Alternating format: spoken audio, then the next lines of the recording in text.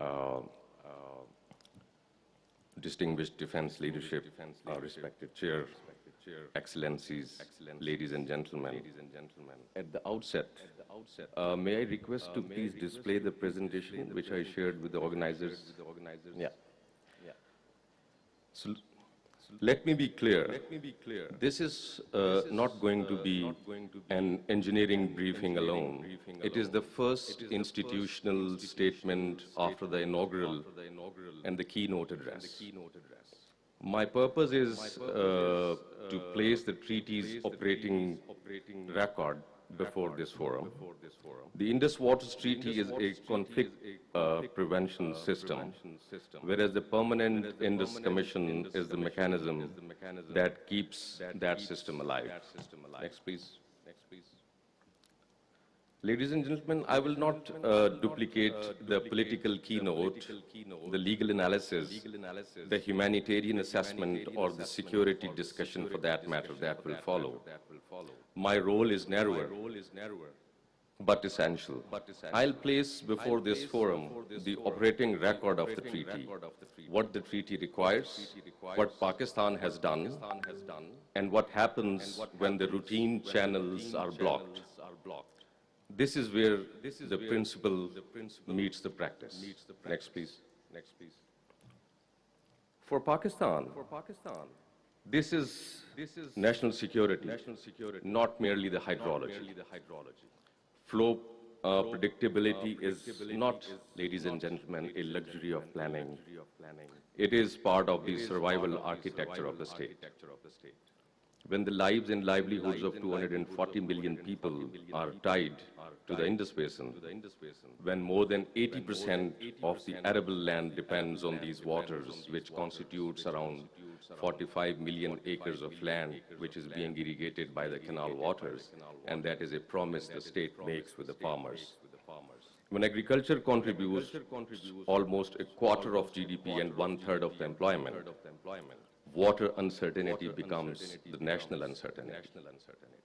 Pakistan's restraint has been deliberate, but water, food, livelihood, and social stability are not negotiable abstractions. That is why Pakistan has publicly defined the strategic threshold for any attempt to stop or divert the treaty waters belonging to Pakistan. Next, please. The treaty converted a territorial river system into a legal architecture by way of fixing and delimiting the rights and obligations of the parties owed to each other. The eastern rivers were, so we all know, allocated to India, whereas the western rivers, the Indus, the Jhelum, and the Chenab, were placed under the general rule of Pakistan's unrestricted use, with India's uses confined to carefully defined exceptions. Pakistan accepted that bargain, rebuilt its irrigation life around that bargain. That is very important. And planned its national water economy on the assurance that the western rivers would be let flow. The bargain remains the bargain. It was not a favor, it was a binding settlement, binding on both the parties. Next, please. You can see on the screen that how this treaty serves as a conflict prevention design. Ladies and gentlemen, the treaty is basically engineering for peace, which works because the four elements operate together: the allocation, the cooperation, the institution, and the dispute control. Allocation tells each side that what it may use and what it may not use. Cooperation provides data, notice, and inspection. And the Commission gives a regular channel of communication, whereas the Article 9 gives a safety valve when questions cannot be settled bilaterally. You just remove one element and the peace function starts to fail. Therefore, the abeyance is not a diplomatic slogan. We need to understand that it is an attempt to disable the stabilizing architecture. Next, please. Next. Now I would come to the Article 8 of the total 12 articles of the treaty, which makes the Commission, the Permanent Indus Commission, the treaty's early warning system. Ladies and gentlemen, it is not a mailbox or a post office. It is, in fact, the operating mechanism that keeps water out of conflict. The Commission converts suspicion into data, and data into verification, and verification into the settlements.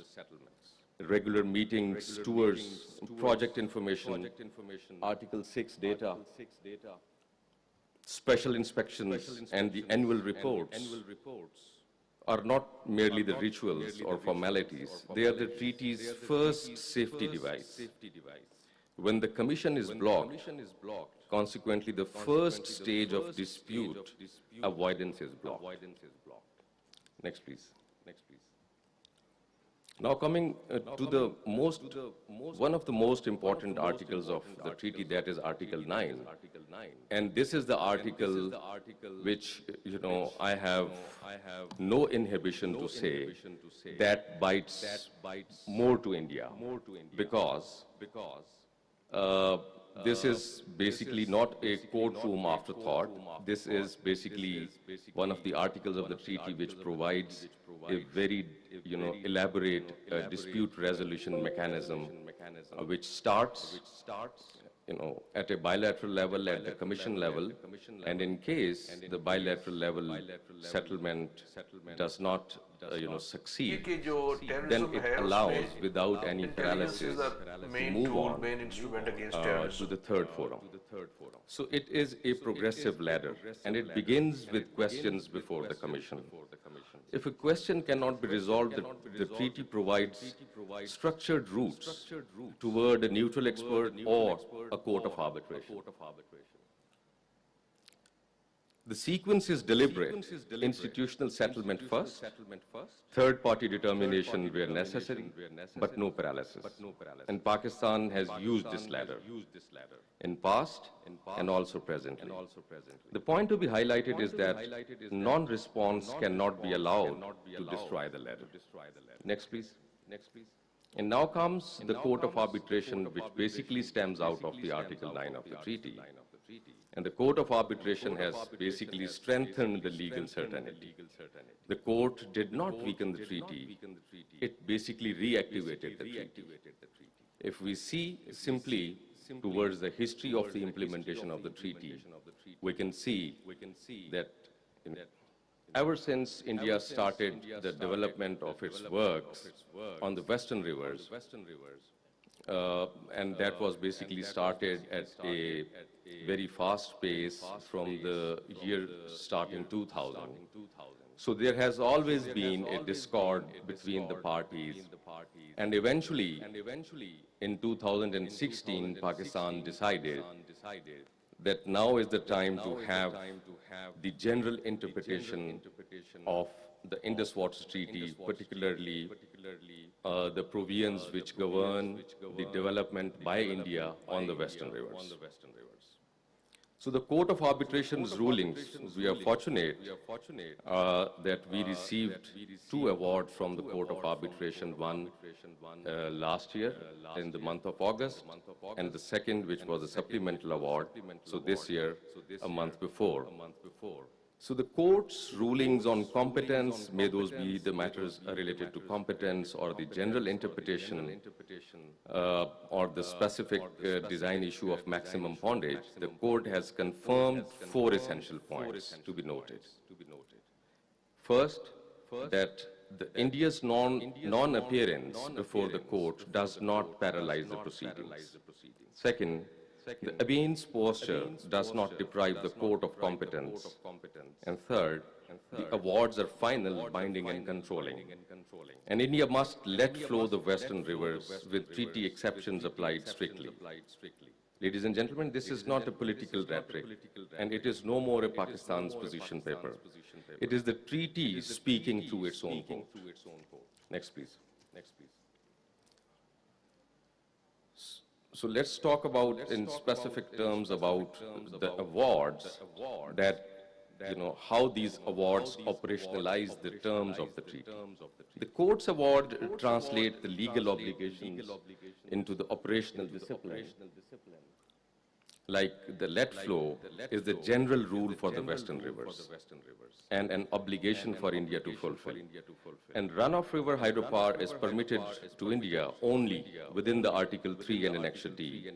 And pondage must be realistic. Installed capacity of the new runoff river hydroelectric plants and their anticipated load cannot be inflated to create the operational discretion by way of inflating the pottage. Minimum downstream flow obligations and the environmental concerns must be respected. This is what the court has said. And Pakistan does not object, ladies and gentlemen, to the lawful hydropower. Lawful hydropower is not the problem for Pakistan, but, and it's a very big part, that the unlawful control, excessive discretion, and the opaque operation are the problem. Next, please. Now, I would share briefly that how Pakistan has kept the channel alive despite India's posturing of abeyance. Starting from the year 2025 and 26, the treaty year, which ended on 31st of March this year, the record is basically institutional. Pakistan kept the channel alive. I share it with full responsibility. Pakistan continued to provide the required data. Pakistan sent correspondence. Pakistan requested meetings, inspections, project information, but they have to hold the treaty in abeyance. We also see a similar pattern from the Indian side, and that was that there has been no commission meeting after May 2022, no general or special tour of inspection. Corresponding monthly data has remained outstanding after August 2023, and multiple core treaty communications have received no response. This is precisely what increases the risk of the avoidable escalation. Next, please. Now, what happens when data stops? The hydrological information, ladies and gentlemen, is not a diplomatic courtesy. It is an operational necessity. Without data, the downstream state is forced to guess whether it faces nature or the upstream operation. Only last night, I have been writing to my Indian counterpart when I observed significant fluctuations in the flows of Chenab yet again for the fourth time since last year, April 2025. That is not a technical inconvenience. It is a strategic hazard. Flood forecasting windows shrink, irrigation scheduling becomes uncertain at the sowing stage particularly, barrage and reservoir operations lose the predictive confidence, technical verification is displaced by strategic doubt. Therefore, there is no brainer in understanding that the data sharing is the line between the natural risk and the manufactured vulnerability. Next, please. As I just discussed about the manipulations of the flows of Chenab at Marala, so the Chenab episodes required answers. I will state this carefully and without overclaiming, and we have been asking to India.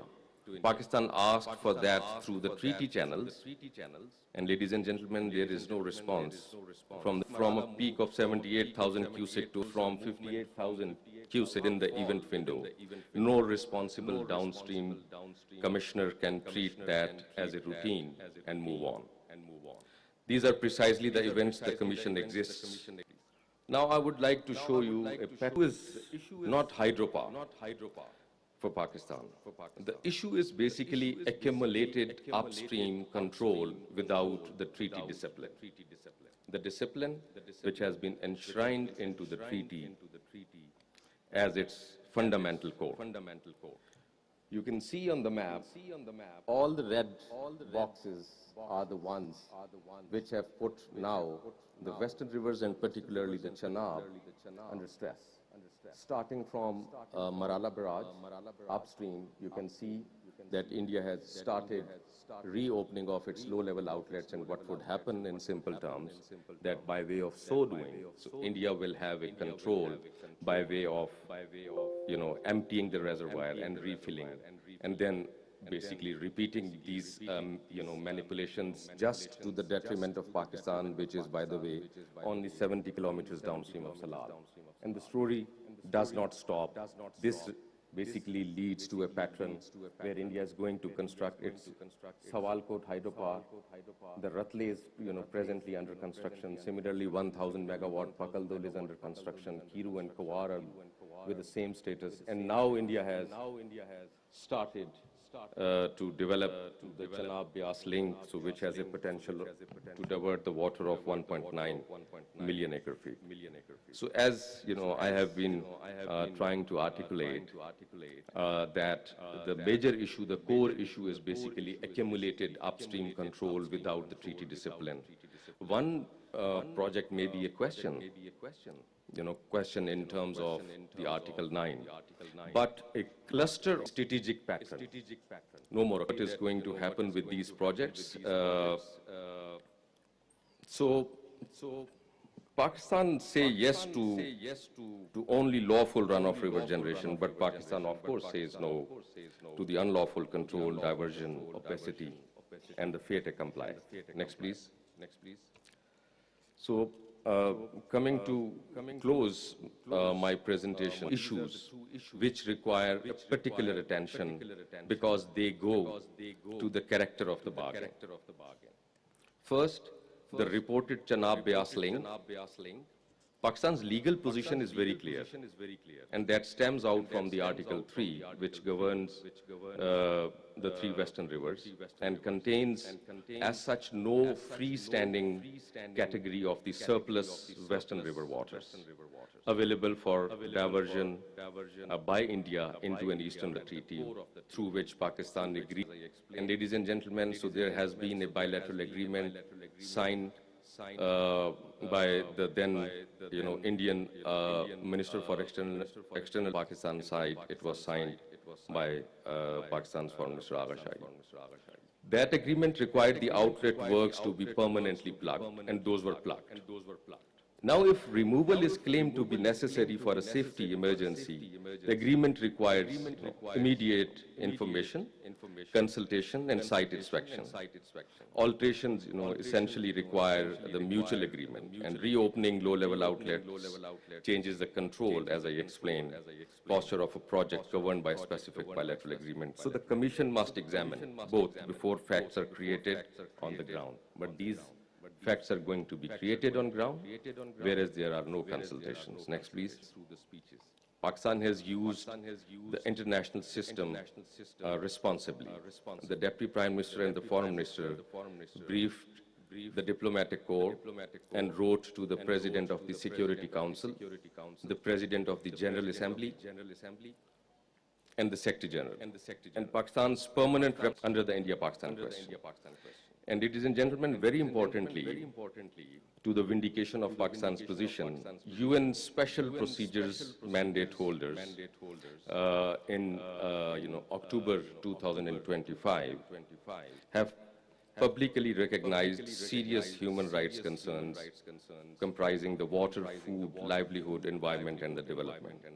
We are taking the matter to the world not only to internationalize a quarrel, but to prevent a treaty breakdown from becoming a security crisis. Water is life and it cannot be weaponized. Next, please.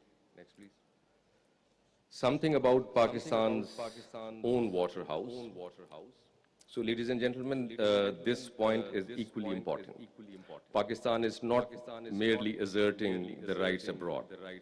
Pakistan is strengthening its own water house at home. Treaty rights and domestic reform are two sides of the same national water strategy.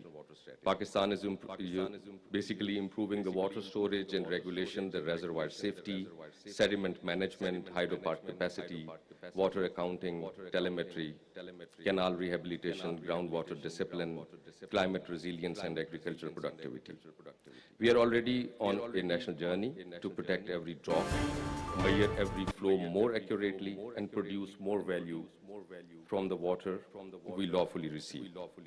The stronger Pakistan, of course, becomes at home, the clearer its message becomes abroad. We protect every drop we receive, and we will not accept coercion over any drop we are entitled to receive. Next. So this is the last slide of my presentation where I would like to highlight the significance and importance to restore the framework. The treaty's answer to this stress which we have been discussing so far and will be discussing in the remaining sessions of today's seminar is basically not the abeyance, it is performance. The way forward is very clear. An immediate commission meeting, full restoration of Article 6 data, general and special tours and inspections, project record disclosure, including the drawing standard documents, schedules, hydraulic designs and operating rules, and Article 9 discipline, beginning with the commission examination and ending with respect for the courts of arbitration and the neutral expert. No unilateral abeyance, no data blackout, no diversion, no fait accompli. The Indus Waters Treaty is alive. The Commission must be therefore allowed to work. The architecture and the operating records are now before the seminar, and the legal, humanitarian, diplomatic and security consequences will be addressed by the distinguished speakers who follow. So I thank you all. तो ये इसको हम hospital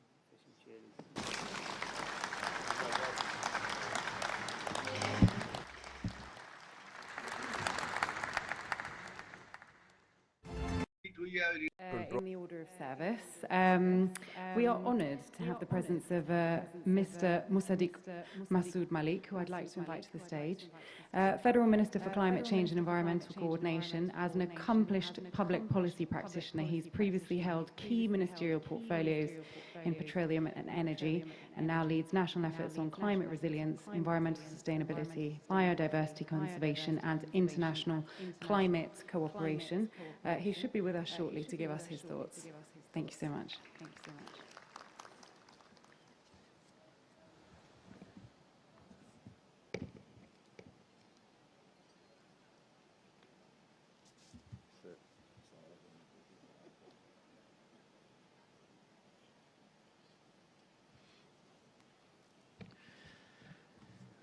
Ladies and gentlemen, thank you very much.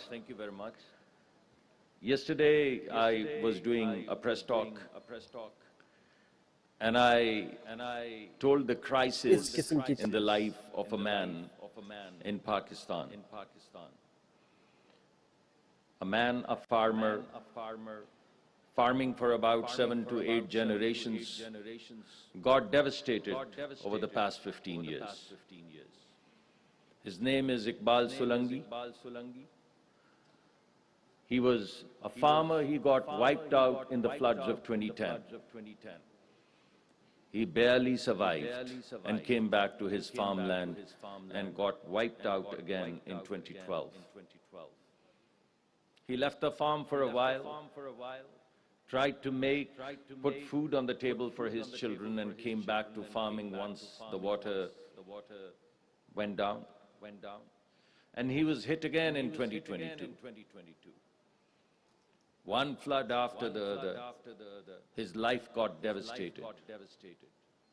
His livestock was washed away, his house was washed away, his children's schools was washed away, his family was displaced. And he finally gave up on farming and probably does some labor work somewhere in Karachi. Generations of farming lost to water. If you look at the Bangladeshi farmers who wait for the water to flow, and if the water doesn't flow, then the fisherman starves and the farmer cannot farm.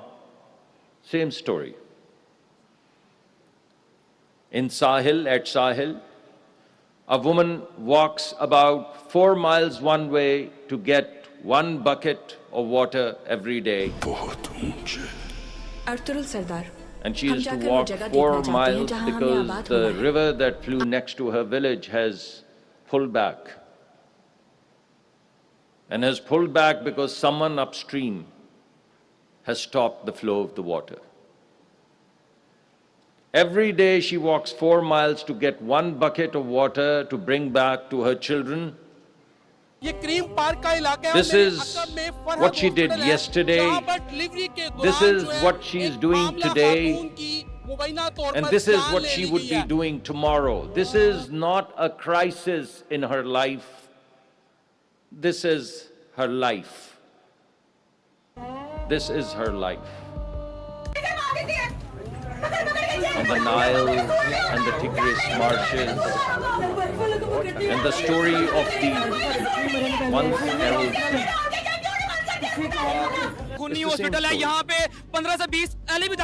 It's the exact same story of Iqbal Solangi. So not only is it the story of 120 million people in Pakistan who depend upon the farmlands, but it's a global story.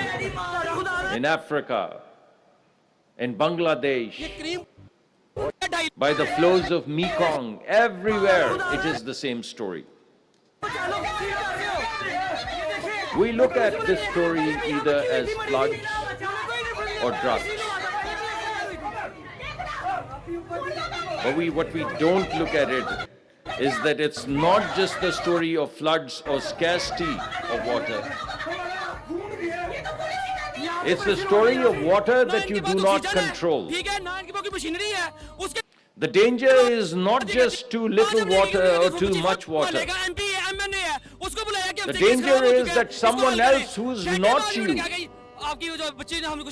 controls the tap through which your water is going to flow.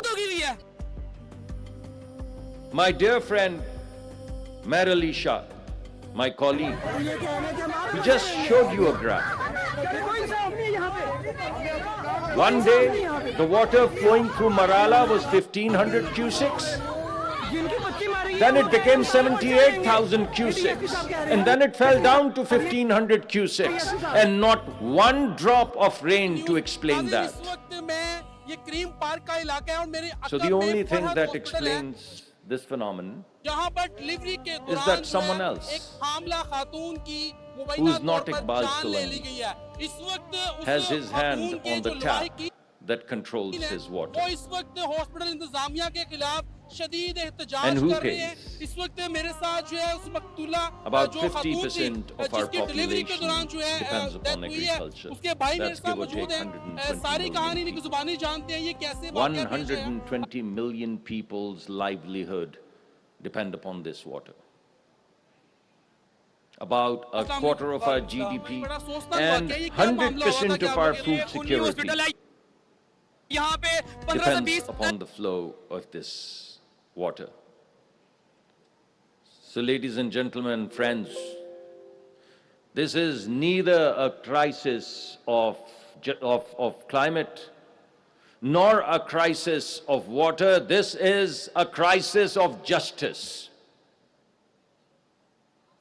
And that's how we would like the world to see it.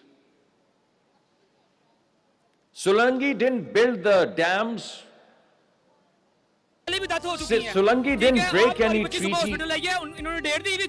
Solangi didn't elect the man who controls the tap. And yet it's Solangi's life that gets devastated. This is the crisis of justice. And it's not just water tragedy.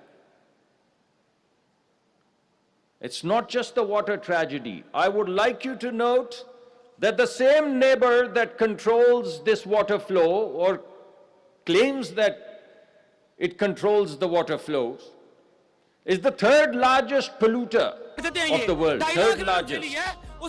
And let's make it simple. You pollute, greenhouse gases, temperatures rise, glaciers melt, downstream flooding. So the country that has created the furnace, which is burning the skies and burning the glaciers and affecting floods downstream, is the same country that then controls the tap, controls the flow of the water. Now, how just is that? So the country that has created the furnace, you burn, you flood, and you know what that burning and flooding means for us? 6,000 people dead. Over the past 15 years, 6,000 people. 6,000 people haven't died in a single war. 19,000 people injured or disabled. And 40 million people displaced, 40 million, 40, larger than most countries in Europe. Displaced for months, for 6 months. And if they're displaced for 3 months, 90 days, given our demography, 1.8 billion school days are lost. Imagine your child not going to school for 1 month. 1.8 billion school days lost. Because someone else decides when the water is going to flow and flood you. Someone else decides when the water is going to be stopped to the extent that your soil cracks because of dryness and is rendered useless forever. Someone else decides that. That is the crisis that we are talking about today. We have a treaty for this. We call it Indus Water Treaty, which is why we are all here today. When you want to test law, you test the law at its weakest point, not the strongest point. And this treaty is one of the strongest treaties of the world, not the weakest treaty. Let me say it again. If you want to test a policy or you want to test a law, you test it at its weakest point where it breaks to make sure that the justice is delivered.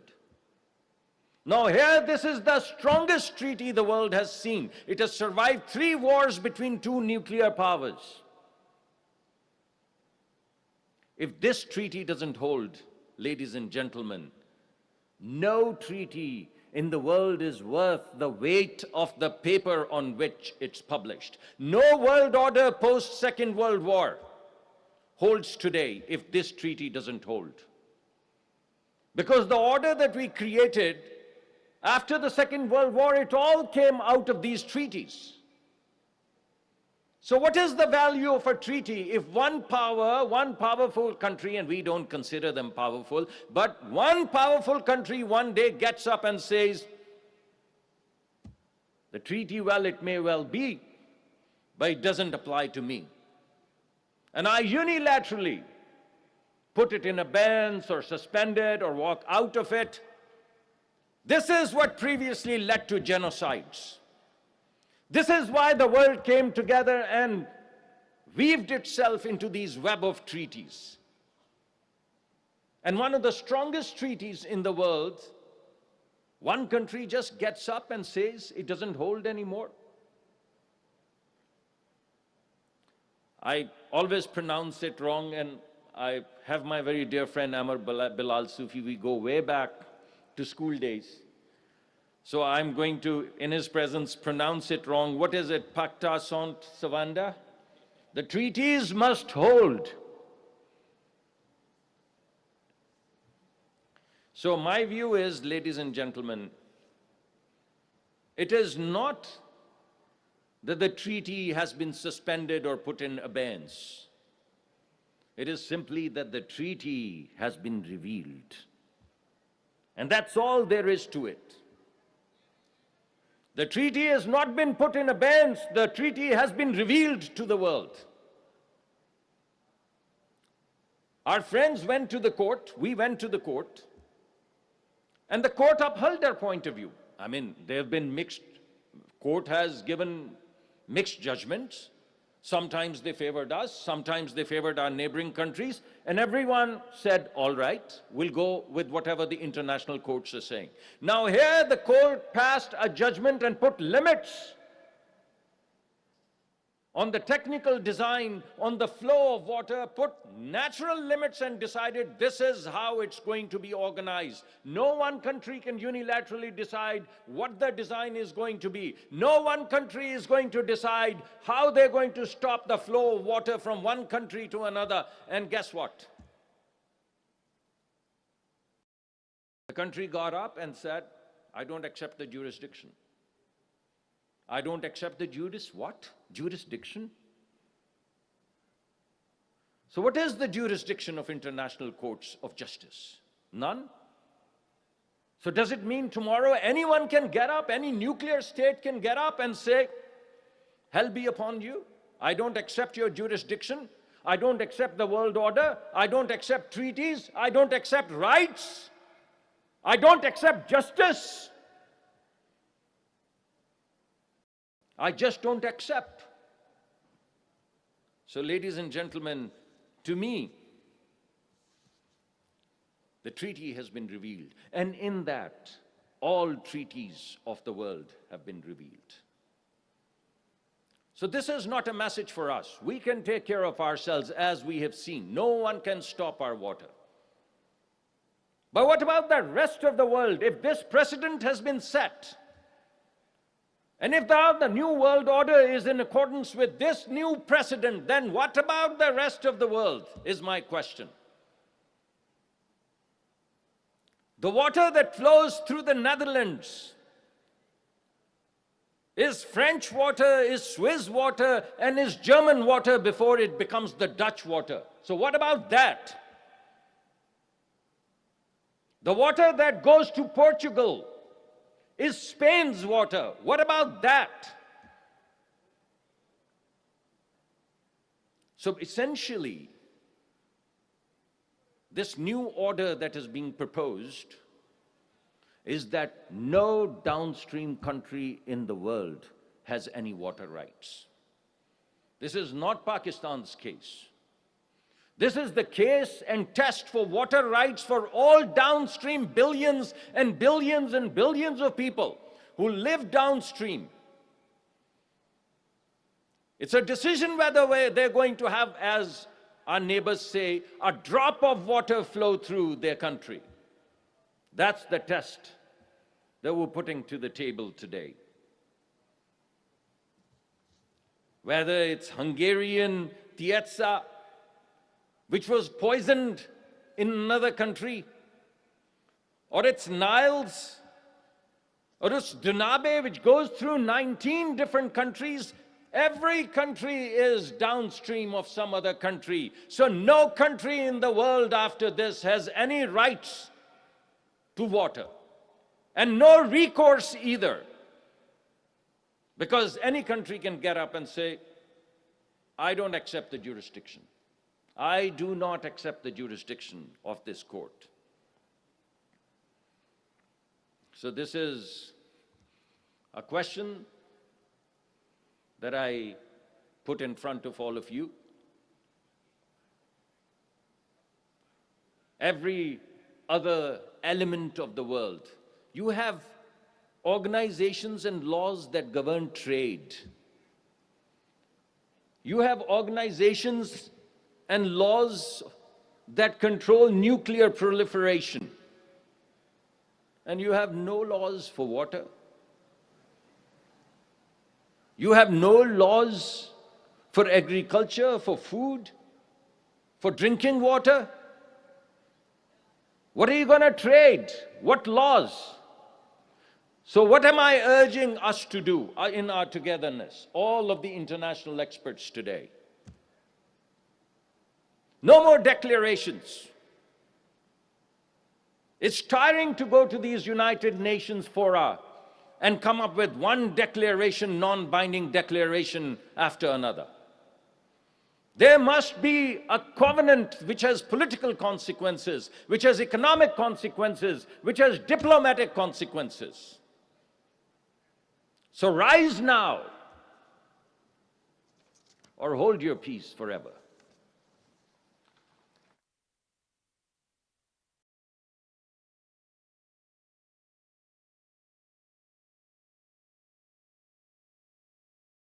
आपको बताएं कि इस्लामाबाद में सिंध तास मुआहदा बैनुल-अक़वामी seminar जारी था, जबकि मुसद्दिक़ मलिक की जानिब से कहा गया कि आलमी सालिसी अदालत करार दे चुकी है कि भारत पानी को बहाव को एक तरफा नहीं मोड़ सकता। आलमी सालिसी अदालत करार दे चुकी भारत पाकिस्तान के हिस्से के पानियों के ज़खायर नहीं तोड़ सकता। भारत आलमी सालिसी अदालत के फैसलों को तस्लीम करने से भी इनकारी है। उन्होंने कहा पाकिस्तान ने तबाहकुन सैलाबों का सामना किया है, जबकि ये माहौलियाती मसला नहीं, इंसाफ का मामला है। असल मसला पानी को कंट्रोल करके बतौर हथियार इस्तेमाल करना है। Under the Indus Waters Treaty. Mr. Sufi. Bismillahirrahmanirrahim. Honorable Federal Minister for Climate Change, Honorable Federal Minister for Information, Honorable Chair, experts, diplomats, ladies and gentlemen, Assalamu alaikum and good morning. The learned minister provoked some legal points, innovation. And I think when he said that the water, there is no right over water, if I can develop it further, basically there is no title to water of any state. If you remember, they are called global commons. The SDGs and international law treats space, air, water as a common heritage of mankind. That is exactly what 1982 Law of the Sea Convention tells us, that they are common heritage of mankind. So the waters flowing from the glaciers downwards towards states who could be upper, lower, or multiple states, no state can validly claim title of water. It's a common right. It has to be used by all. With this fundamental feature inherent, it is obvious that a water flowing from one country to another can't be stopped or diverted by its very nature. And that is one reason why we come to this conclusion that in all treaties that have been executed between upper and lower riparian, the just use principle or entitlement of use of water by each has been enshrined and codified. The Indus Water Treaty is no exception to it. So what Mr. Meher Ali Shah identified as Article 3, the core obligation, it links up in a jurisprudence sense with this equal use of water and absence of title to any country, to any state, that the water will be allowed to let flow into Pakistan without any interference. And the interference exceptions have been identified. And then, despite that, and what are those exceptions? Of course, despite those exceptions, you will let the water flow. And when you are making any hydro projects, any pondages, then you guarantee a low riparian through an Indus Water Treaty or any similar treaty that, look, we are making this pondage, this hydro project for our use in our territory that we need. There are people who require electricity. There are people for whose agriculture we require that. Don't you worry, your water will continue to flow. So that's the assurance, that's the guarantee implicit in the Indus Water Treaty, and that is why several projects were allowed to happen, and to ensure the engineering drawings were commented upon, discussed, even taken to judicial forums as and when required, but the very project itself was not criticized, was not pushed back by Pakistan. Now the situation has dramatically changed, ladies and gentlemen. In May last year, India says we are holding it in abeyance. Holding in abeyance from an international law point of view is an admission of a breach of a treaty. If you say, I'm holding a treaty in abeyance, you're fashioning a terminology to walk away from the core obligations of the treaty. You're identifying a term which is stranger to the water law jurisprudence or even Vienna Convention and the laws of treaty, where either you would suspend or you would terminate, or you would at best not walk out of it, but use the exceptions within it to argue your point of view. But if you are saying yourself that we are holding it abeyance to an international law, this is an admission of the breach of a bilateral treaty. For Pakistan, it holds the field, and we use its baseline to comment. That is strategy 1. The strategy 2 is that they are no longer linking this matter to the treaty formulation. The absence of good faith tells us Indians are linking it holistically to other issues that are again extraneous to the treaty. Terrorism. Terrorism is a matter that Security Council is already seized of by virtue of UNSC Resolution 1373, which forces obligations on all member states to counter acts of terrorism through judicial process, legislation, and executive action. And Pakistan has done that post-Mumbai. Most of these people who were suspected, their properties have been seized.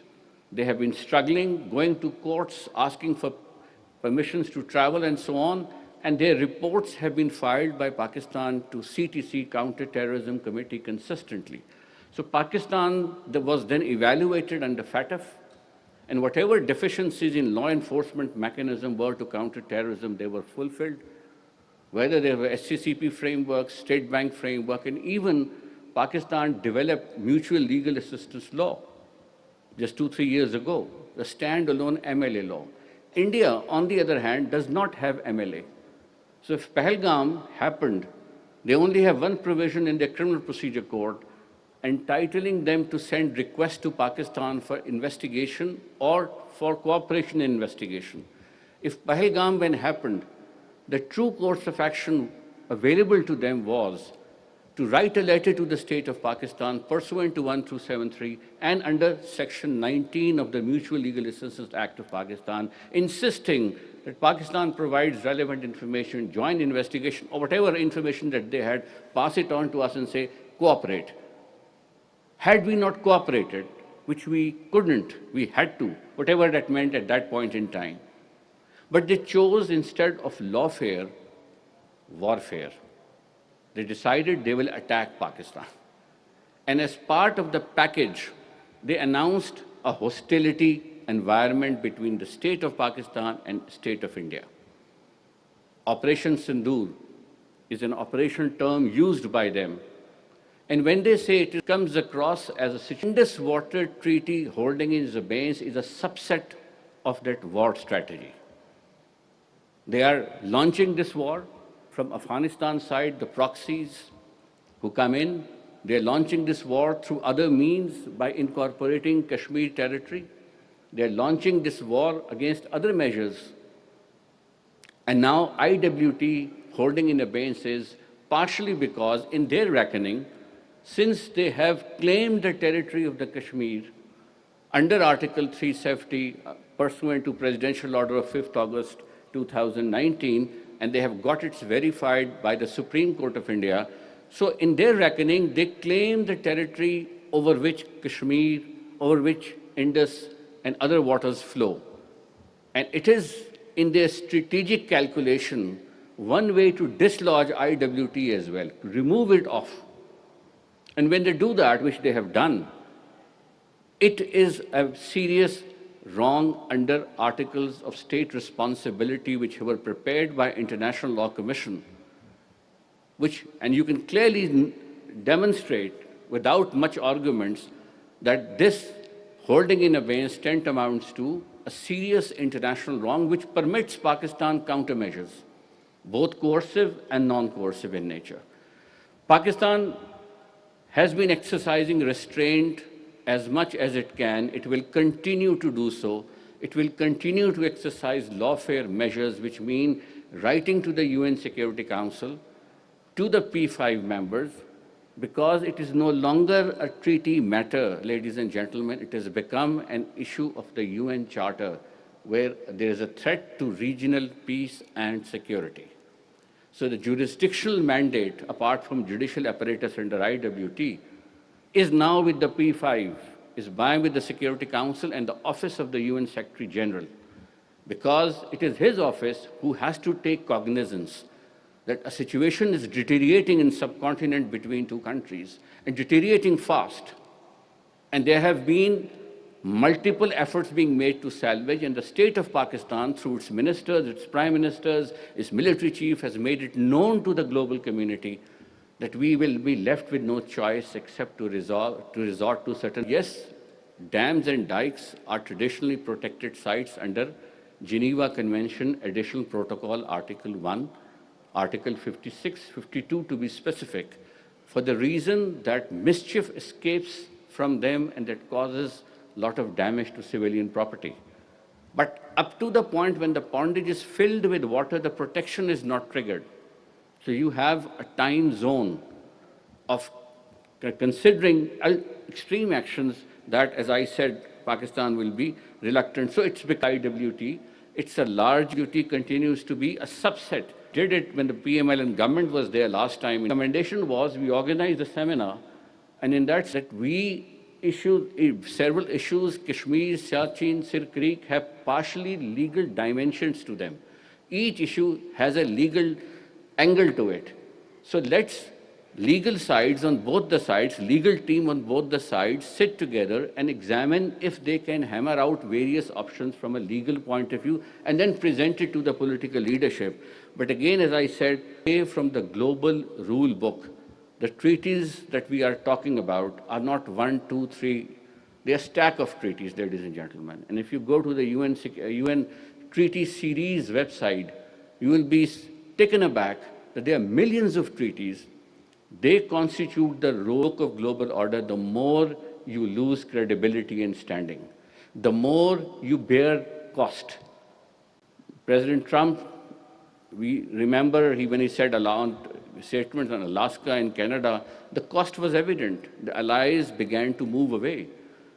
So irresponsible attitude from the Indian side on a treaty which is otherwise known to be a boundary treaty, which is otherwise known to be given enhanced sanctity under Vienna Convention and customary norms, is that they are beginning to bear the cost of being alienated, and alternative dispute resolution is possible, and that is how its teams and its measures are responding to that.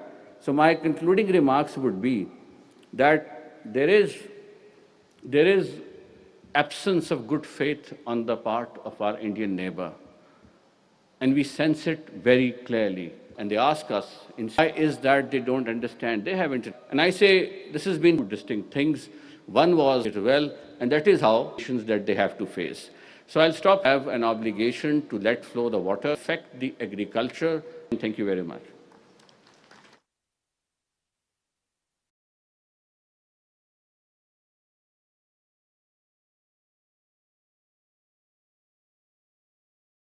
Ahmar Bilal Sufi former law minister खिताब कर रहे थे। उन्होंने कहा कि भारत की आबी दहशतगर्दी जारी है। पानी, हवा, खुराक बुनियादी इंसानी ज़रूरियात हैं, उस पर सब इंसानों का हक है। भारत ने कानूनी रास्ता अपनाने के बजाय कशीदगी और अमन की तरफ लेके जाएंगे। उन्होंने मजीद ऐसा कहा कि मजीद आने वाले दिनों में सिंतास माहिदे को मुअत्तल रखना गैर कानूनी होगा। माहिर आलमी कवानीन अहमर बिलाल सूफी ने कहा कि भारत सिंतास माहिदे को दूसरे उमूर से मुंसलिक कर रहा है।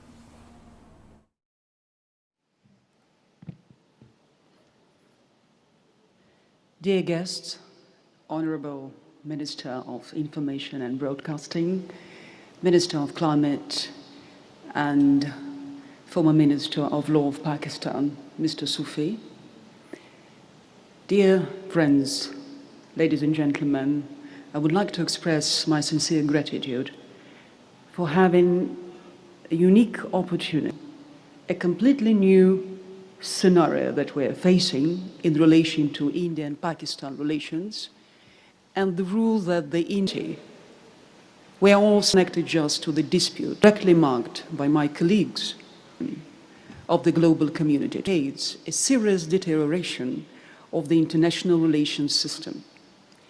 And my colleagues have wonderfully described the failures that we have been observing in relation to the UN to the international legal system to address the burning issues of the modern days. While listening to the previous speeches, I have marked to myself a key word that I would like to carry forward. The values of the neighbor. The guiding principle of Pakistan faith. It is derived from the principles laid down by Muhammad Ali Jinnah, the founding father of Pakistan. And I do believe that it's not accidental that this seminar is taking place in the Jinnah Convention Center, which has been hosting recently Islamabad peace talks that confirms and defines a special posture of Pakistan in direction of proclaiming and promoting diplomatic efforts for the global community. For 79 years since the day of liberation from the British rule and the establishment of the independent state of Pakistan in 1947, it has been falling for this vision of faith, unity, and discipline, with the inner strength and courage.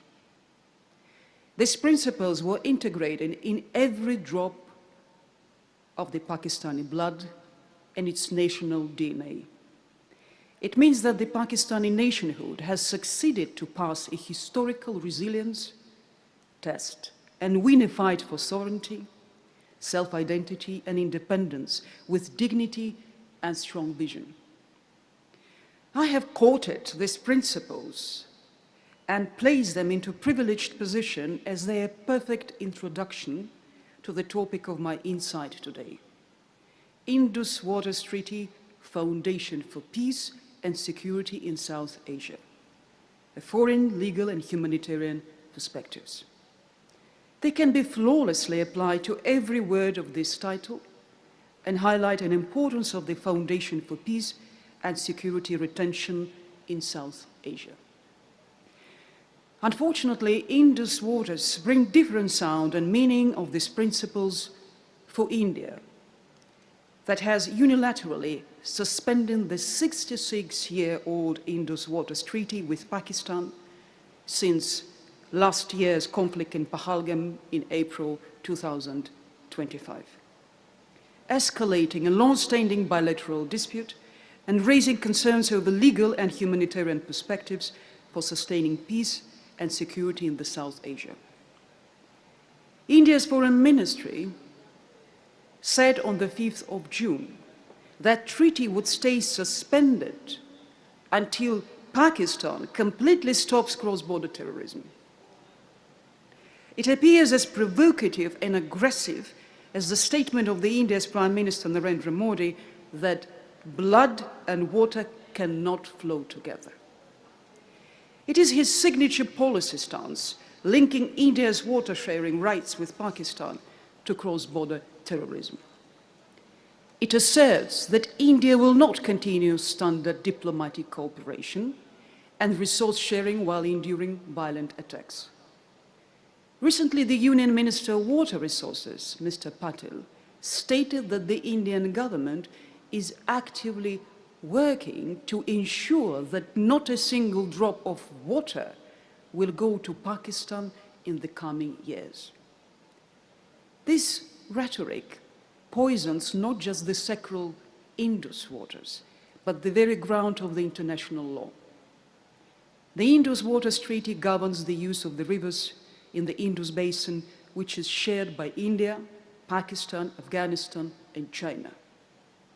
Under the agreement, India has unrestricted access to the basin's eastern rivers, while Pakistan receives rights to the western rivers. Every 9 in every 10 Pakistanis live within the Indus Basin today. Its rivers irrigate more than 90% of the country's crops and generate most of its hydroelectric power. All 21 of Pakistan's hydroelectric plants are located within the basin, and they are load-bearing pillars of a fragile economy that is in need of being technologically boosted and secured. India doesn't even need to cut all flows to inflict damage to Pakistan.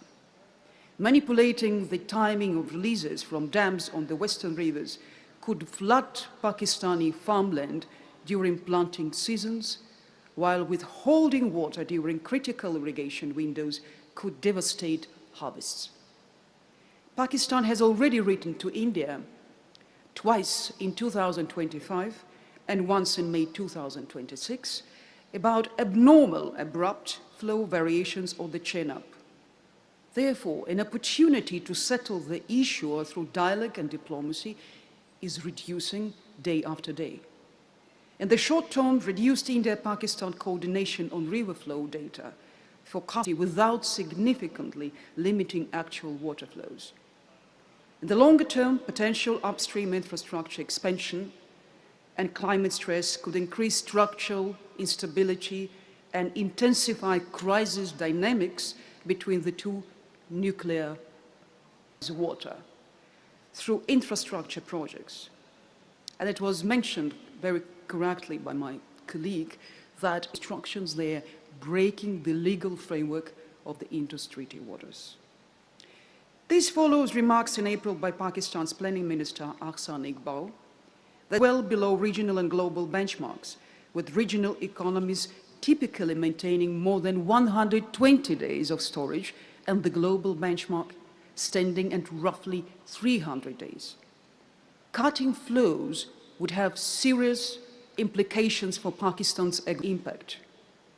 Pakistan has previously said it would consider any attempt to change the flow of cross-border waterways as an act of war, saying that the 160 treaty remained in force as there was no mechanism to unilaterally withdraw from it. It had also urged the UN Security Council to take up the dispute over the Indus Waters Treaty, warning that India's continuous unilateral suspension of the treaty carries grave peace and security as well as humanitarian consequences for the whole South Asia.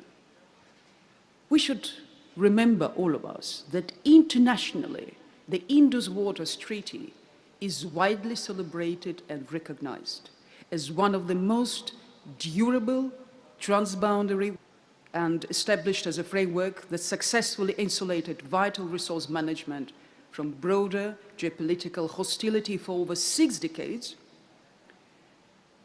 There is a global perspective on the Indus Water Treaty, which is defined by several key elements or pillars.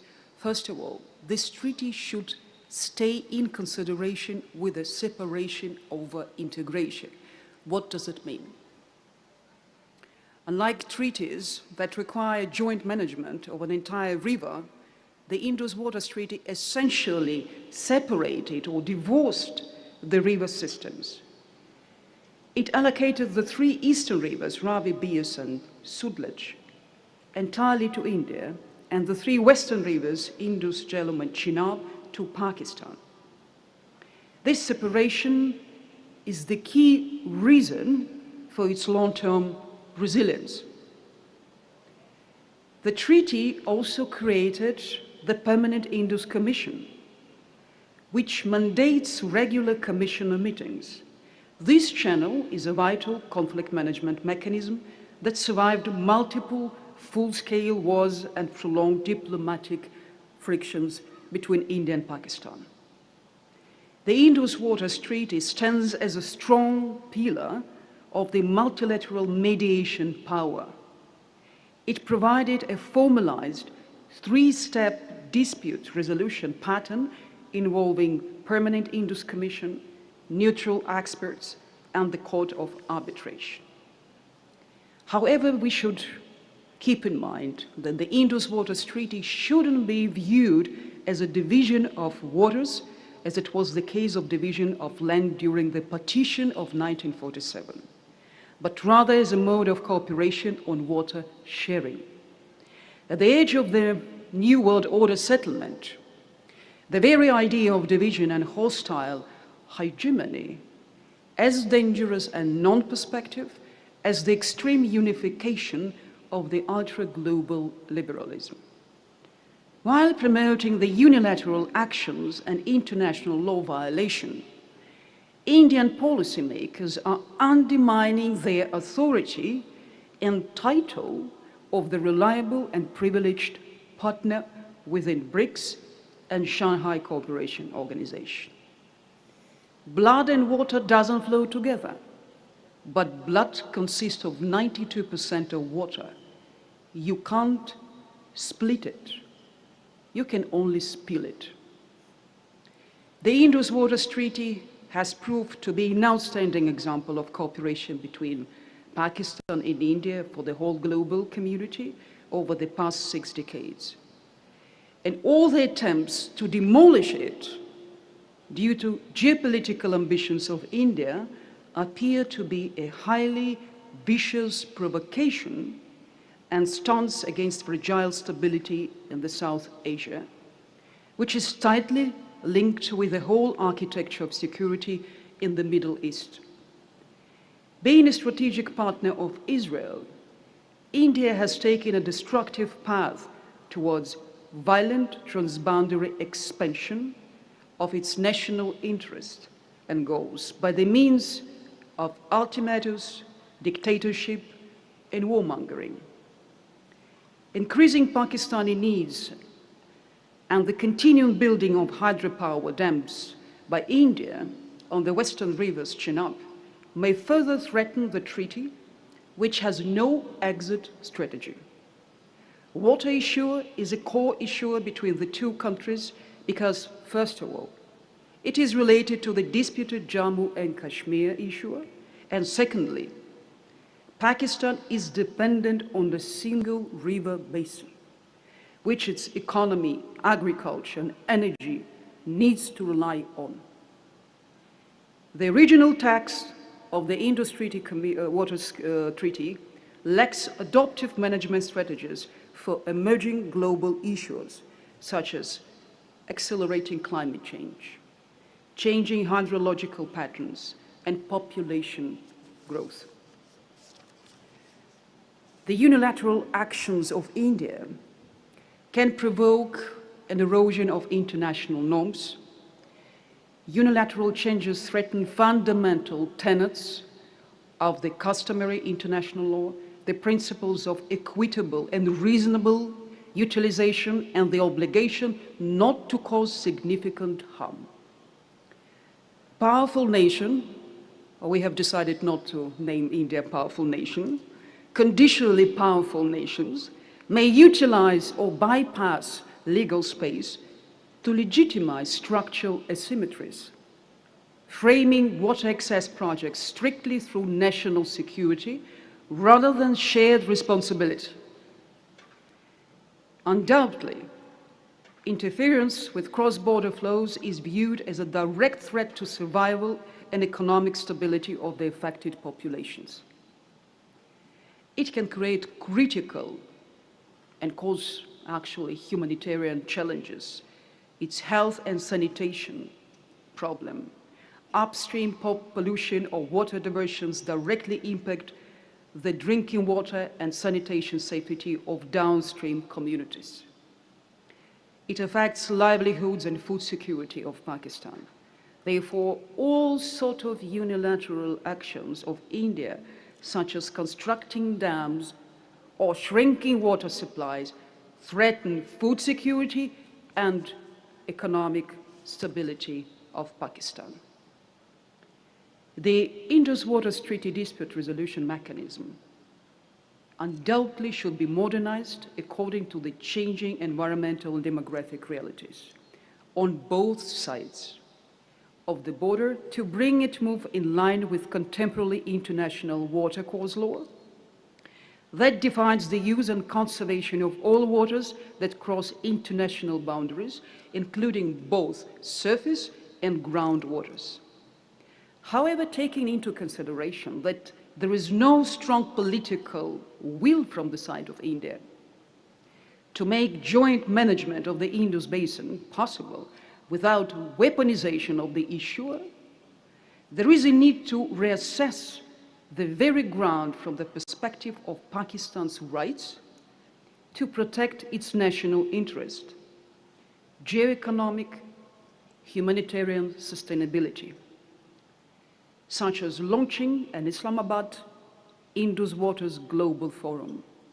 I think that this seminar can become a beginning of this process that can help to address to the broader international audience the importance, significance, and inevitability of resolving this issue. Definitely, India tries to undermine significant pillars of the security architecture in the region of South Asia. By demolishing Indus Waters Treaty, it wishes to change the geopolitical course in its favor by the hybrid forms of violating geostrategic balance and geoeconomic stability in the South Asia. While creating obstacles and hurdles on the way of Pakistan to become an important regional player, it targets to create multiple red lines for Pakistan in order to prevent its expansion of its presence and influence in the Shanghai Cooperation Organization and possible entrance to the BRICS format. Pakistan has all the authorities, all the capacities, and a strong political will to show when those red lights start and where they may end. As there is an undeniable stance, Indus waters do not drift backwards. They flow equally for both parties, being the vital blood vascular system for all. Thank you very much.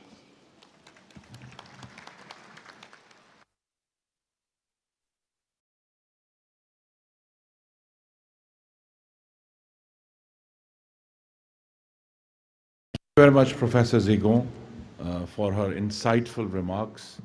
Ladies and gentlemen, we have very limited time for question and answers, so I'll...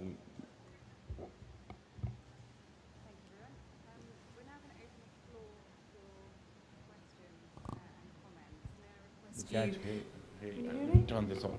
Oh. Can you all hear me? There we go. We're going to open the floor for some questions and comments.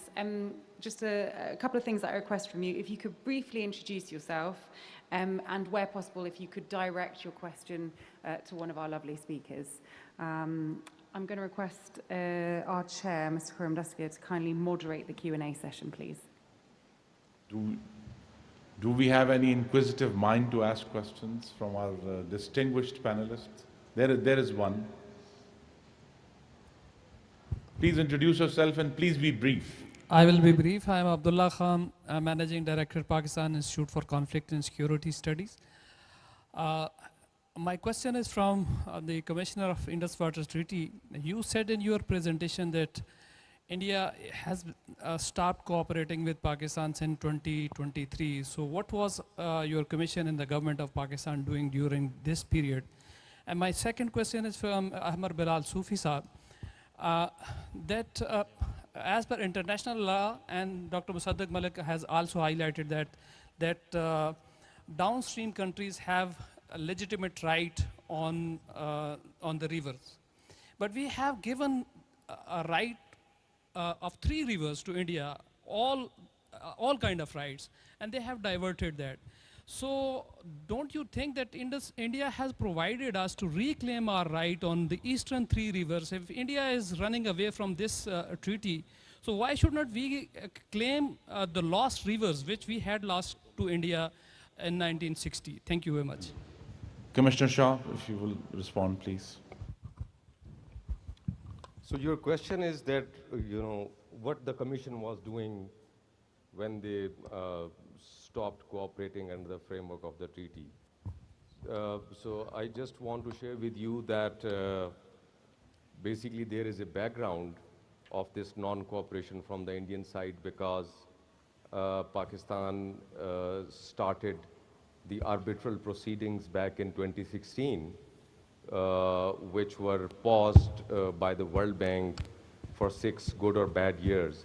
And eventually, in the month of November 2022, the bank constituted the Court of Arbitration. And as a consequence of the empanelment of the Court of Arbitration, which India felt that it is going to be, not very positive to protect the India's interest.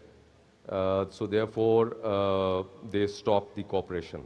And fortunately, by that time, Pakistan's commission as well as the government of Pakistan was in front of the Court of Arbitration. And our first and foremost duty was to place all the record, cooperation, non-cooperation, semi-cooperation before the Court of Arbitration and try to convince the Court of Arbitration that this court has been constituted through a due process and it has all the jurisdiction. And we succeeded. And we received the first award of the court on its competence, in which one of the arguments was this basically non-cooperation from the Indian side. And the court said, court basically rejected all 6 objections by India on the court itself. And it basically recognized that the court has the jurisdiction, it was duly constituted, and the treaty framework is valid. So this is what the commission was doing. So this was first part of your question. I think second is for you. Thank you, Shahzab. Mr. Sufi. Very much for your question. Reclaiming the rivers, if I were to frame it legally, we clearly moved to our disadvantage while agreeing to let waters of 3 western rivers come to us and the eastern rivers were given. So we call it in legal formulation that a country, when entering into a contract, moved to its disadvantage. If the contract is now being argued as not existing, then you rightly say there are 3 things then which Pakistan can look at or do. First is the reclaiming, subject to adjustments of the rivers. Second is that we can now object to each and every project which they are making.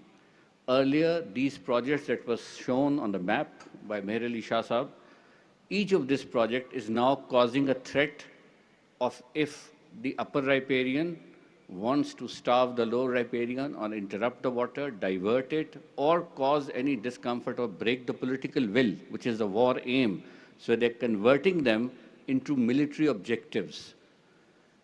So in other words, you now have the right to object on construction, tendering, identifying, planning of every site that is coming up, because the guarantee of IWT from their side does not exist.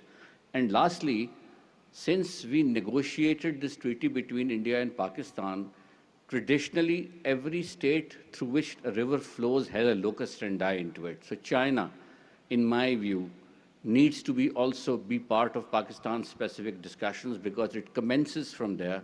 And if you look at Mekong, Danube, and all other rivers, the tradition is all riparians through which the river is running, they are parties to that arrangement. Thank you very much. There's one more question. I'm afraid that the last one we can take. Thank you very much, sir. I am Dr. Fayaz from NEST. My question is from Ahmed Bilal Sufi Sahab. Sir, about 10 years back, I conducted your interview, and that was on Indus Water Treaty.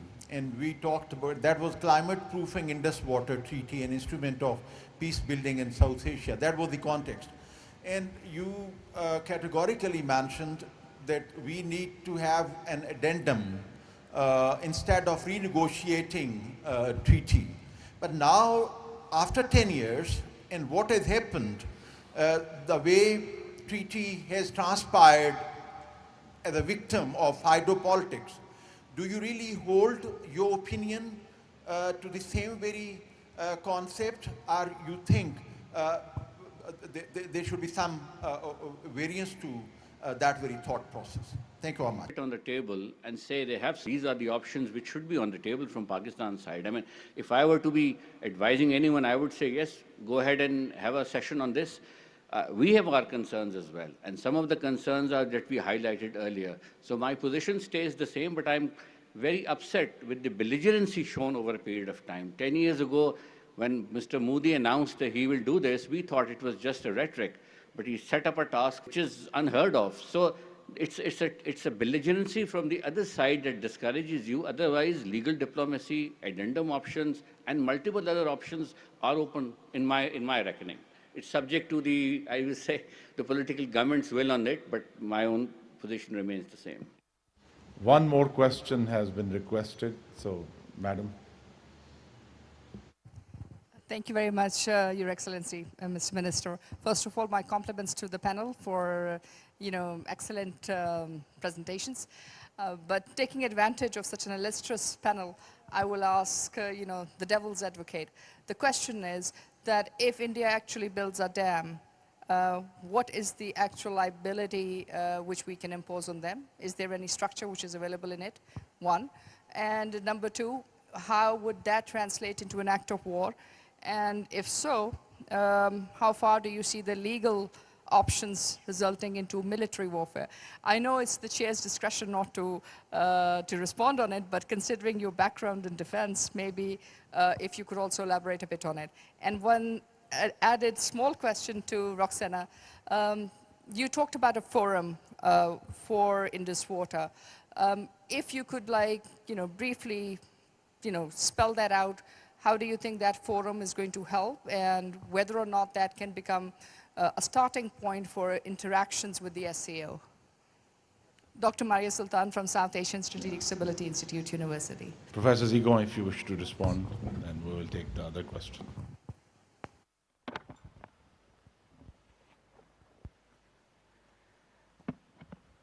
Dear Dr. Maria Sultan, thank you very much for your question. First of all, I'm grateful that you have been attentively absorbing all the information or statements and offers, proposals that have been made directly and between the lines in my speech. And intentionally, I didn't highlight the idea of organizing Indus Water Treaty, Islamabad Indus Water Treaty Global Forum in a specific sector of discussion, because I wanted this idea to mature.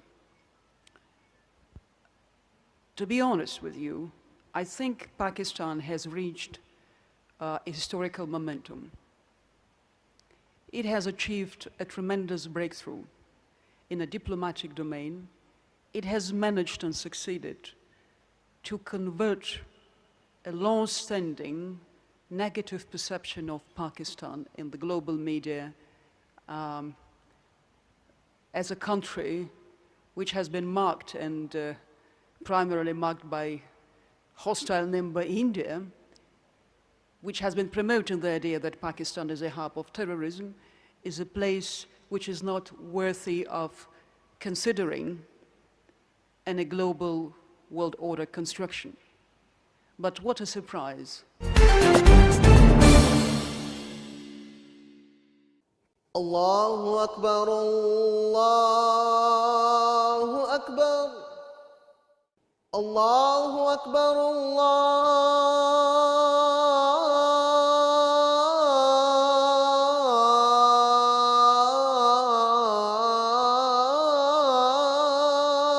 Akbar. Ashhadu an la ilaha illallah.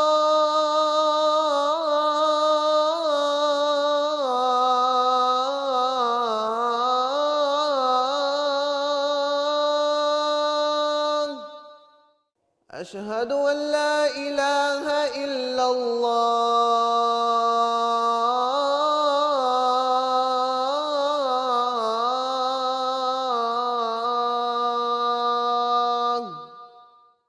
أشهد أن محمدًا رسول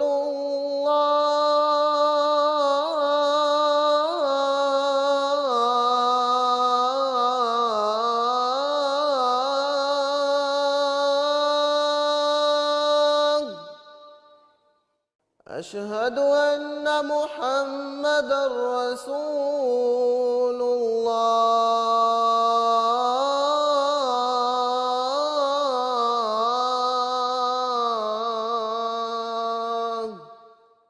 حي على الصلاة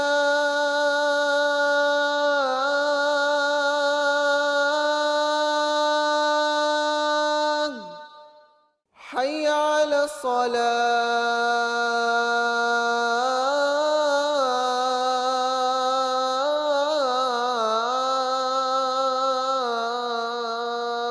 الصلاة حي على الفلاح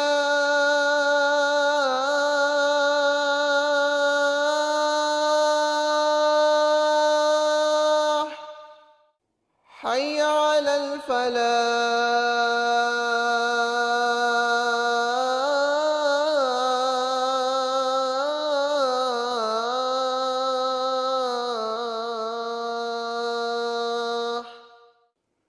الله أكبر الله أكبر لا إله إلا الله.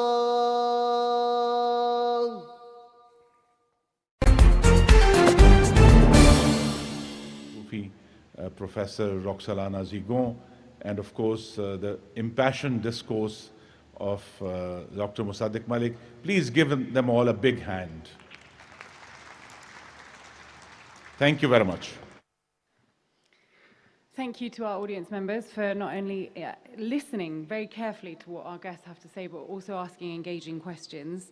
I'd like to now invite our session chair, Mr. Khurram Dasti Khan, to deliver his conclusions on today's session.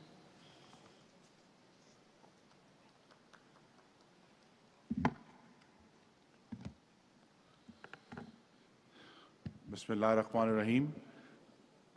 I'm delighted to acknowledge the presence of my distinguished former colleague in the Cabinet and the National Assembly and the Chairman of Pakistan People's Party, Mr. Bilawal Bhutto Zardari, and of course another very valued colleague, Ms. Hina Rabbani Khar, who has been the Foreign Minister and currently chairs the National Assembly Standing Committee on Foreign Affairs. My dear friend Ata Tarar is not momentarily here, but thank you, Mr. Tarar, for this kind invitation, and of course my appreciation to Institute of Regional Studies and Ambassador George Salim for always dragging me to these things in which I'm a willing victim.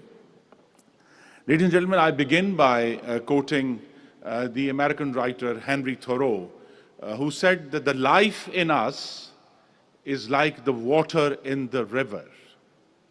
The life in us is like the water in the river, and therefore I'm here to argue for living rivers.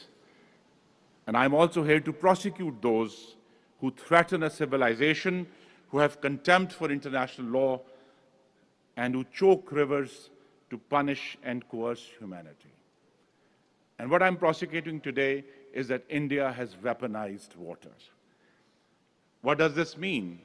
We have heard from more than one distinguished panelists that on 25th of April 2025, India unilaterally put in abeyance the Indus Waters Treaty, a treaty that has survived four full-scale wars and 65 years of unbroken enmity between two nuclear power neighbors. So the treaty has some resilience, had some resilience until it was put into abeyance, which Mr. Sufi has told us is a legally meaningless concept because it doesn't exist in the treaty. But they didn't just put the treaty in abeyance, ladies and gentlemen. After the abeyance came the threats. And I want to quote exactly what was said. The Indian Water Minister said, "We will ensure that not a single drop of Indus water flows into Pakistan." The Interior Minister, Amit Shah, said a month later, "No, Indus Waters Treaty will never be restored." Mr. Patil, Mr. Shah's boss, Prime Minister Modi, first said in 2016, has repeated since, and Professor Zigo quoted it, that blood and water cannot flow together. But they didn't just make the threats once. They have repeated the threat. The Water Minister, Mr. Patil, has repeated this, and External Affairs Minister Jaishankar has very recently confirmed what the Interior Minister said, that Indus Waters Treaty will not be restored. And to those who said that India hasn't acted on its threat, I have only one slide, if you can put this on, of a list of actions that India has taken. If the computer guy is awake, otherwise I will just read out what is there. The next one, please. Next slide. Yes. So this is a list of actions to answer those that India hasn't said or done anything since it put the Indus Water Treaty in abeyance. That was on April 23rd, 2025. In the next 2 days, India cut off all hydrological data and flood warnings. Then it went on in which it announced a three-pronged water denial strategy for all western rivers. And on May 4th and 5th, ladies and gentlemen, I think it is worth paying some attention to, the Baglihar dam gates were closed, which reduced flow in the Chenab River by 90%. I think it was mentioned earlier. Also, on May the 5th, the Salal dam gets closed. In May 2025, again on the Chenab, they flushed the reservoir. Then it goes on and on. But the important thing is that India has, in the last year, has continued to take actions to stop and divert Pakistan's water in the western rivers. It continues to make threatening remarks and for a very real effect, I think we can see the August-September 2025 incident when its dam gates were released without advance notice on the eastern rivers, which is Ravi, Chenab, and Sutlej, and nearly 4.7 million Pakistanis were affected by that flood when those rivers were opened without warning. So India has acted on its threat, and the same incident that I just quoted when India decided to stop the flow of water on the Chenab River, a senior Indian government official told the Indian Express newspaper, and again I want to be precise in quoting that official, unnamed Indian official, he said that this stopping the flow of water was, and I quote, a punitive action. By doing this, even if the choke is for a short while, we demonstrate that we will take coercive steps.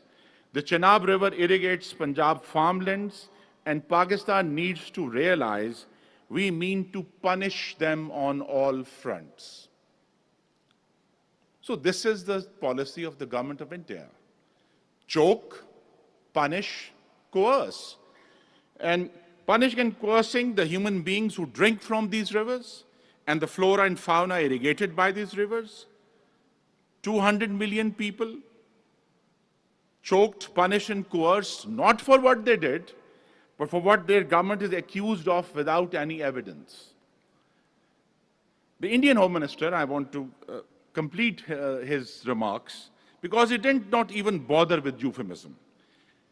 After declaring that India will never restore the Indus Water Treaty, he continued on, he said, and I quote, "We will take water that was flowing to Pakistan to Rajasthan by constructing a canal, and Pakistan will be starved of water that it has been getting unjustifiably." So it is his word, starved. So the government of India has declared publicly and starkly its intention to starve a neighboring population of water. And ladies and gentlemen, let that sit beside the Universal Declaration of Human Rights, which recognizes water as a fundamental human right. Let it sit beside the Geneva Conventions. Let it sit beside every principle of civilized international conduct that humanity has built at such terrible cost over the last century. So Pakistan's legal position in this case is not merely strong, it is grounded unassailably in international law and has been expressed trenchantly by speakers in this session. But I just want to quote one sentence from the Court of Arbitration in its finding in June 2025. It said the treaty does not provide for unilateral abeyance and reaffirmed its jurisdiction. India's response that it declared the court illegal and refused to participate. Ladies and gentlemen, here is what is to note, that when a state loses the legal argument and responds by disavowing the court, the state has confessed its own guilt. And then what to note is the Article 62 of the Vienna Convention, which states that political tensions, including terrorism, do not constitute a fundamental change of circumstances that alters the treaty's water-sharing purpose. And I think this was said most clearly by the International Court of Justice in its 1997 Gabčíkovo-Nagymoros judgment on the rights to waters of the Danube between Hungary and Slovakia. If you'll put on the previous slide, please. Pichli slide pe le jaye. Yeah.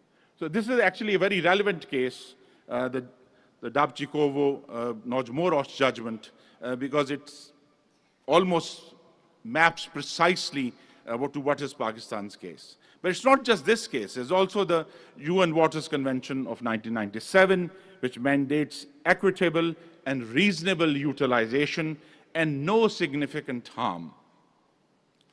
India's weaponization of water could also amount to collective punishment against international humanitarian law. It is prohibited under the Geneva Conventions, and the threat of mass starvation. That's why the words are important, because the threat of mass starvation is potentially a crime against humanity under the Rome Statute.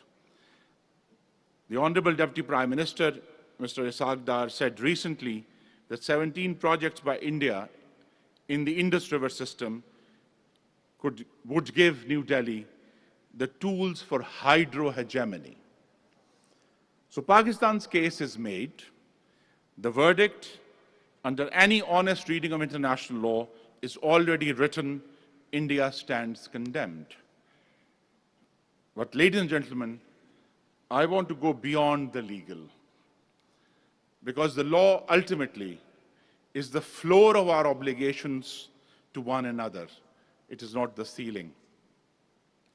So India putting the Indus Waters Treaty in abeyance is not attacking merely a document. It is not attacking a bureaucratic arrangement, which you can say the Indus Waters Commission is a bureaucratic arrangement. What India is attacking is a living basin of rivers upon which 200 million Pakistanis depend for their lives. So these are not abstract statistics.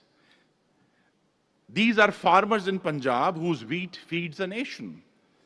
These are mothers in Sindh whose children drink from channels fed by Himalayan rivers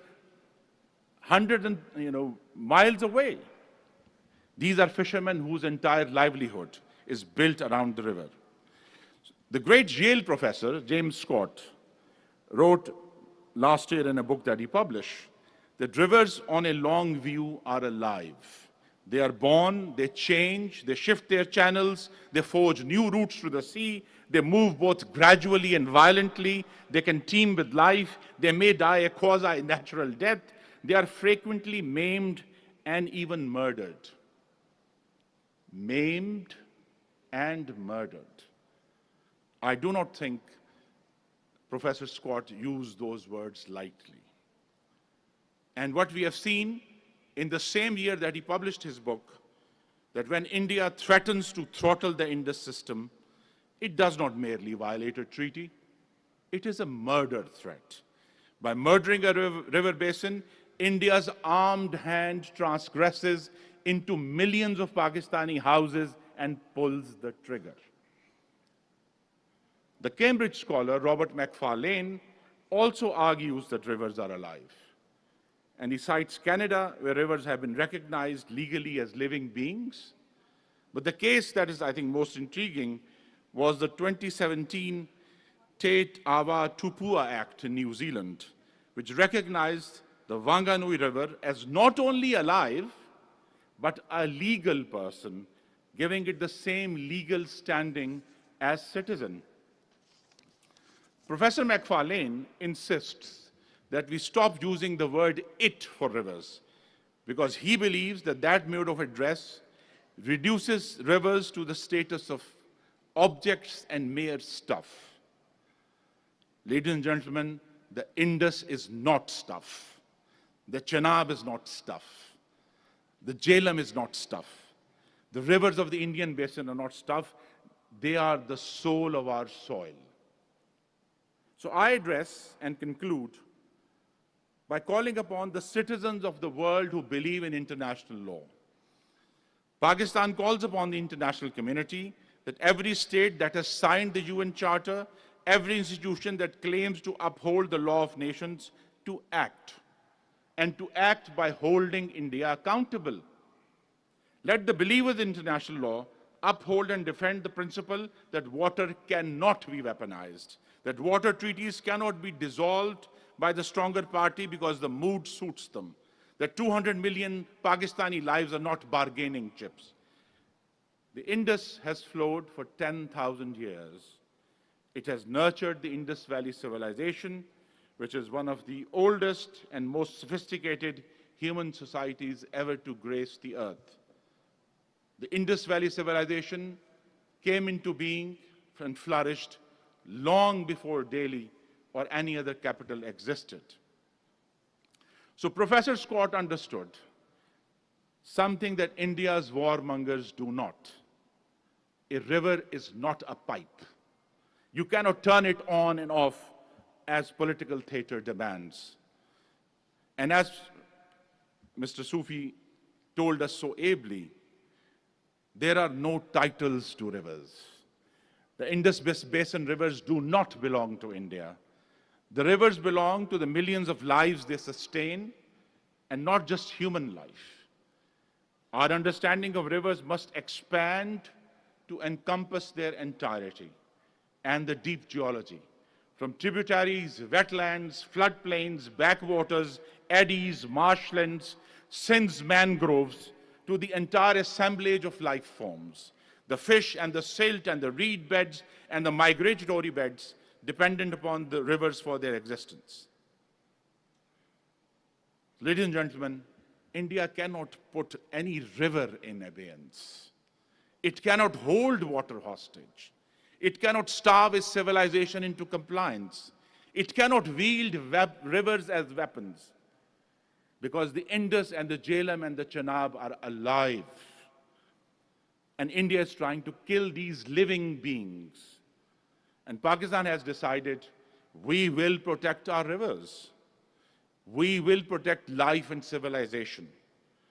Ladies and gentlemen, Quaid-e-Azam Muhammad Ali Jinnah built a nation on this soil.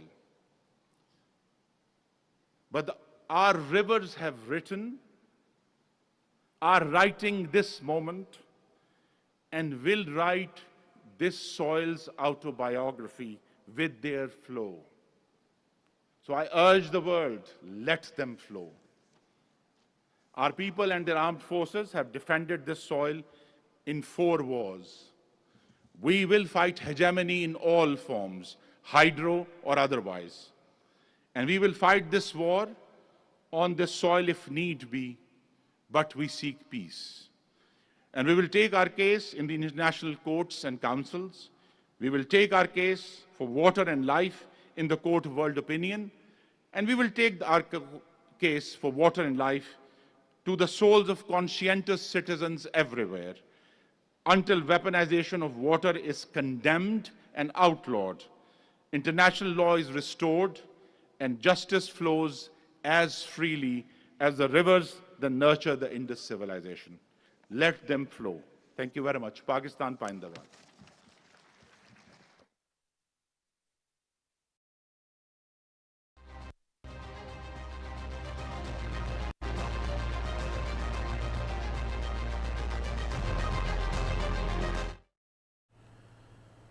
Khurram दस्तगीर तकरीब से खिताब फरमा रहे थे। सिंतास माहिदे के हवाले से बैनुल-अक़वामी seminar जारी था। उन्होंने कहा कि जनेवा माहिदे के तहत भी पानी को किसी मसले से जोड़कर नहीं रोका जा सकता है। मज़ीद उन्होंने कहा कि भारतीय इक़दाम से 73 लाख पाकिस्तानी मुतासर हुए हैं। साबिक़ वफाकी वज़ीर खुरम दस्तगीर ने कहा कि भारत ने सिंतास माहिदे को यकतरफ़ा तौर पर मुअत्तल कर रखा है और यह भी दहशत गर्दी के सिवा कुछ नहीं है। उन्होंने कहा कि 2025 से भारत सिंतास माहिदे की मुसलसल खिलाफ वर्जी कर रहा है।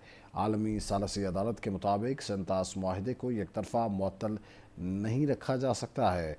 मज़ीद कहा कि जनेवा माहिदे के तहत भी पानी को किसी और मसले से जोड़ कर नहीं रोका जा सकता है। मज़ीद उन्होंने कहा कि भारतीय इक़दाम से 73 लाख पाकिस्तानी मुतासर हुए। साबिक़ वफाकी वज़ीर खुर्रम दस्तगीर तकरीब से खिताब कर रहे थे। आलमी कवानीन के हवाले से सिंतास माहिदे को लेकर तकरीब जारी थी। उन्होंने कहा कि 2025 से भारत सिंतास माहिदे की मुसलसल खिलाफ वर्जी करता आ रहा है। आलमी सालसी अदालत के मुताबिक सिंतास माहिदे को एक तरफा मुअत्तल नहीं रखा जा सकता है।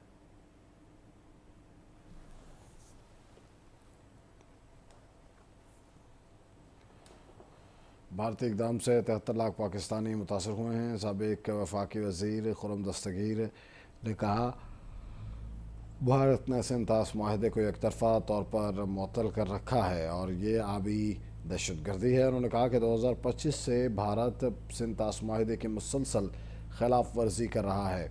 आलमी सालसी अदालत के मुताबिक सिंतास माहिदे को एक तरफा मुअत्तल नहीं रखा जा सकता है। जनीवा माहिदे के तहत भी पानी को किसी और मसले से जोड़कर नहीं रोका जा सकता है। उन्होंने कहा कि भारतीय इक़दाम से 73 लाख पाकिस्तानी मुतासर हुए हैं। उन्होंने कहा कि भारत ने सिंतास माहिदे को एक तरफा तौर पर मुअत्तल कर रखा है। सियासी मकासद के लिए सिंतास माहिदे को रोका गया है। 2025 से भारत सिंतास माहिदे की मुसलसल खिलाफ वर्जी कर रहा है। आलमी सालसी अदालत के मुताबिक सिंतास माहिदे को एक तरफा मुअत्तल नहीं रखा जा सकता है।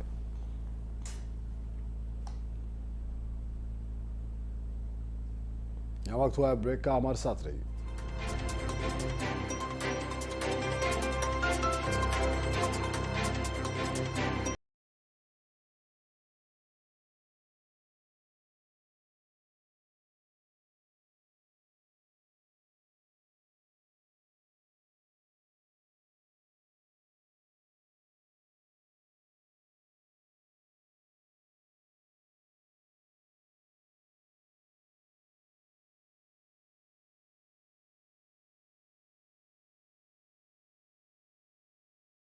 आज है मंजिल।